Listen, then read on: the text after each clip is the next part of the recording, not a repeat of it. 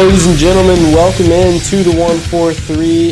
It is the 4th of July, and we are giving you an episode right now. That just shows you how dedicated we are. While y'all are all out watching fireworks right now, we're in the lab cooking up an episode for you. Nick, how are we doing right now? Absolutely. I hope everyone is having a fun 4th of July, eating lots of hot dogs. I hope they tuned in to the Nathan's hot dog eating contest, and I hope you're Mm. having a fun time shooting off those fireworks. There are fireworks in the background where you were at, are there not? Absolutely, yes. People are just having a good time over here, as you should be on this fine evening. But we're here to give you an episode like we do every week because it doesn't matter what day it is because it is recording day.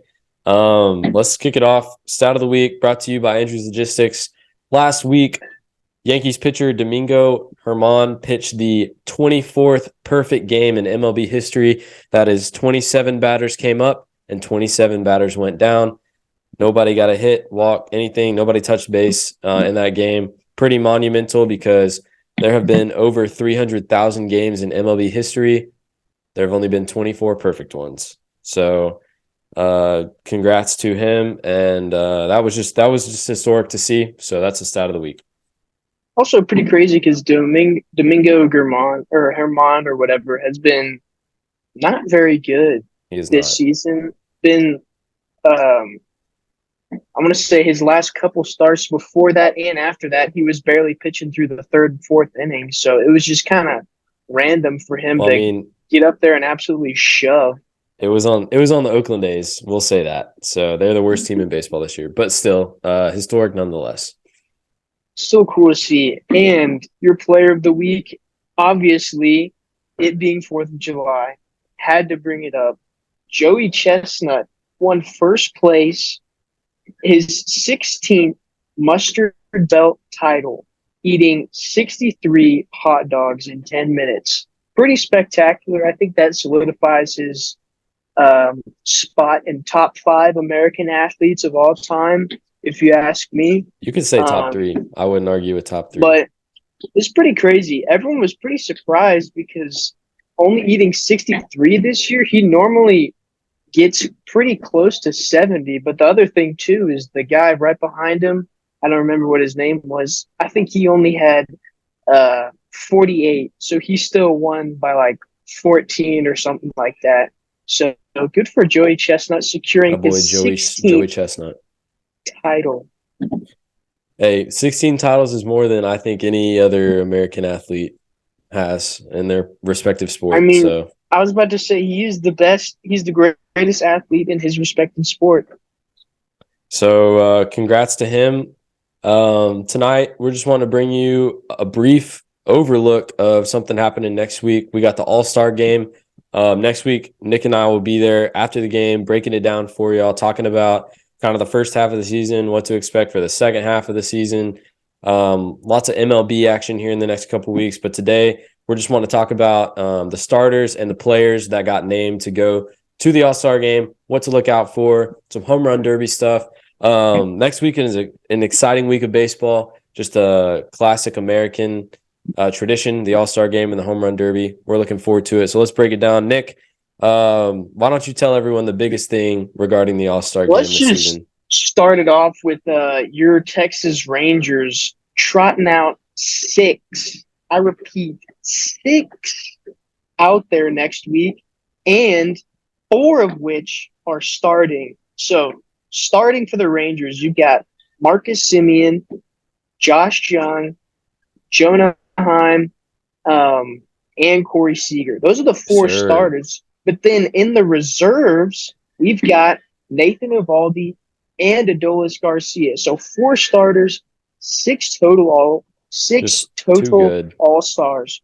So, I mean, one thing that made me think of is the last 2 teams that came to mind that dominated the All-Star overall lineups was the 2015 Royals and the 2016 Cubs. And, I mean, we know what they did those years, right? Oh, yeah. They won the World Series. Yeah. So I think that just puts us in a great spot. But we were kind of duking it out in the infield against the Blue Jays. But turns out we ended up sweeping them. The Blue Jays went 0 for 3 in the infield, doing 3 for 3, so that was pretty clutch. But I think all the guys that got it from us absolutely deserved it. I mean, Oh Josh Jung's yes, been putting up historic rookie of the numbers. year. I was about to say, looking like a rookie of the year. Marcus Simeon, I mean, he's been absolutely great, been hitting it extremely well. And then from Corey Seager, he's been great too. Only one minor setback was his injury, but he came back on an absolute heater. So, He was as on a a Rangers tear. fan, I'm absolutely excited to be participating so much in the All-Star game next week. I think one thing to say, we don't have the most players. I think the Braves have us. They have 8. But we have the most starters out of any team in the MLB. We have 4. The closest next team is 3, I think. So we got 4 starters, and that's really the thing that counts is the starters. I think a couple things. I have some beef with the fan votes with the All-Star game. I think they did great in picking the right Rangers to go. But I noticed Mike Trout's in it. Okay, I respect Mike Trout's greatness. Mike Trout's hitting a career low batting average this season. Mike Trout just got hurt, so he will not be starting, but he was elected to be a starter.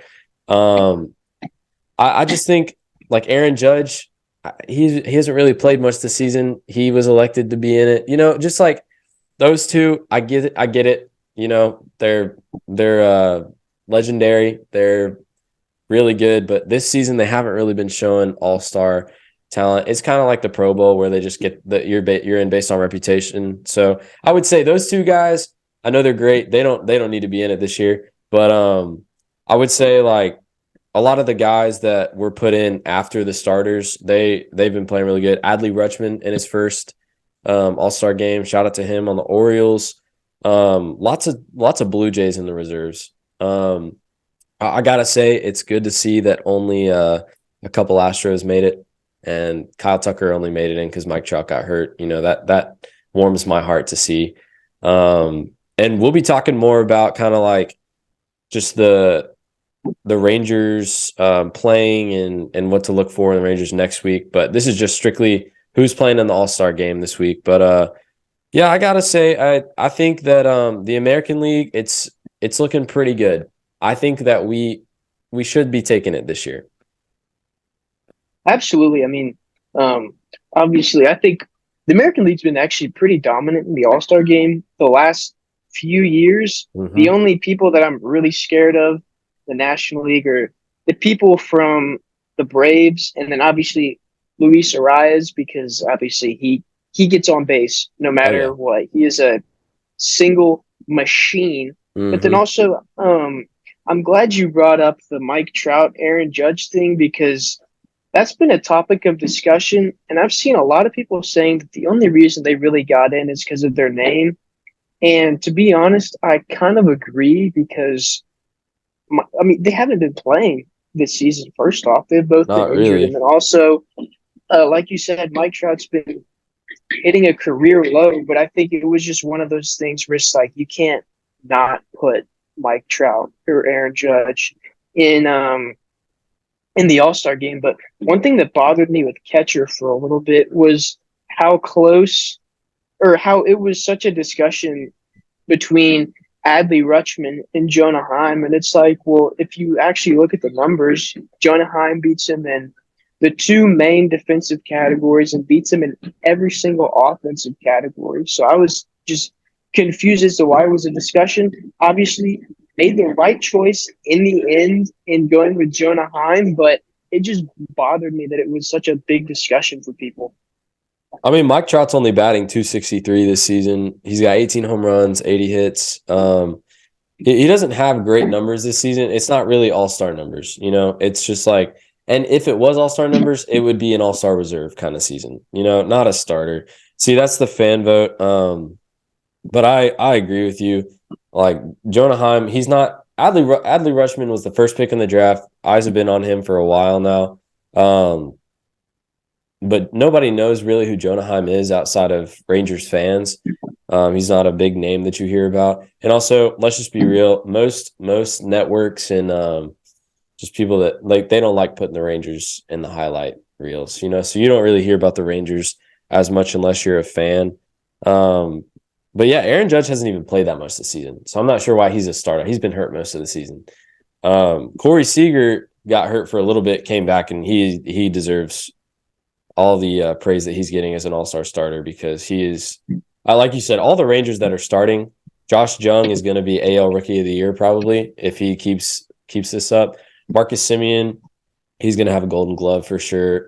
Seager is just he's a hitting machine right now. Semien struggled a little bit at the plate here in the last couple of weeks, but Jonah Heim offensively and defensively has been locking it down behind the dish. So I was very happy with all the Rangers that got in, and I think all those guys deserve to be exactly where they are. But yeah, it's pretty crazy. We've taken all the positions in the infield except for first and pitcher. So not to mention Nathan Eovaldi also getting in, who he deserves it as Absolutely. well. Mm-hmm. And then I think it's bringing it up, or I think it is worth bringing it up. I mean, I think Dane Dunning was kind of an all-star snub for the Rangers. You know, A little he's bit. been absolutely shoving. He came out and shoved today, Tuesday, Mm-hmm. against the Boston Red Sox. He's 8-1 this year. He's got a 2.6 ERA and he's recorded 55 strikeouts. So to me, I thought that was an all-star worthy performance from a pitcher, but they left him out of the rotation, and for He's one him, of those guys that he's just kind of below the radar, I feel like, because we had DeGrom and Evaldi as number two, and they didn't look at Dane as much. Dane's also a ground ball pitcher, so he gets the job done, but I think it's not as flashy as they would like. It's not the strikeouts that they're looking for. I agree with you though. He's very efficient. He's one of our guys that we depend on. Obviously, with DeGrom down, Evaldi moved into the number one spot. Um, and then Dane Dunning's number two. Martin Perez has struggled. He was an all-star last year, but he's yeah. struggling this season. Mm-hmm. But I agree with you. I think that was a snub. They don't always get the pitchers right, I will say. But so I agree. I think definitely in the National League, you're gonna have to watch out for the Braves players. They're all really hot right now. Like Matt Olson, he's feeling it. Acuna, always good. But yeah, I think it should it should be a win for us. We have the better players. We have the more talented all-star roster. We right now have a lot more dominant teams, better teams in the AL than the NL at the moment. I Because was the going to say NL, their leads are not very close. it's a closer race for the Yeah, AL than it is the NL. I mean, obviously the Braves are absolutely running away with it they ran away with right their now, division. and Yeah, no one is even coming close. But obviously, you got us, you got the Orioles, you got the Rays, and then obviously there's other teams that I'm forgetting. Even our division itself is pretty close between us, the Angels, and the Astros. Now, I anticipate the Angels falling off a little bit just yep. because, Shohei today went down with his uh, blisters on his right finger or whatever. And then Mike Trout got put on the 10-day IL. So they're going to be limping through this rest of the season, unfortunately. But I do anticipate us having to duke it out with the Astros here at the end. But it'll be a tough outing, but I think we could do it. I think for the most part they got the rosters right. A couple of guys that just got in based on reputation, but at this point, they're going to get in, no matter what. And but yeah, it'll be an exciting All-Star game. I hope everybody stops what they're doing Tuesday night, grabs a couple of, hot dogs and sit with your friends, watch the All-Star game. It's a tradition. And I know we're looking forward to it as well. Finally seeing some Rangers out there. It has been a while. I know last year, all we got to see was, or actually, you know what? Last year we saw Martin Perez pitch, but that was about it. So that was really all the glory that we got to see. Now we get to see, essentially almost the entire infield be invaded by Rangers. That just makes me so happy. That just, I don't think I've never seen that before as a Rangers fan. Obviously, we had the most guys sent to the All-Star game by any AL team with a whopping 6. Mm-hmm. Yeah, 6. Absolutely more than the ridiculous. Rays, who are on fire right now. Yeah, more than the Rays. But Anyways, I hope everyone tunes in next week. Okay, this is one of America's great pastimes. All right, you get to see all the best talents in the game come together and duke it out. So here we like to end our shows on Under Review. I brought to you a quote. Remember that guy that gave up. Neither does anyone else. And I want you to take that into the rest of the week and apply it to your life. Agreed. People don't remember you if you give up. They'll never give up. Like we will never give up, bringing you episodes every week here on Under Review. Happy 4th of July, everyone, and we'll see you next week with another episode.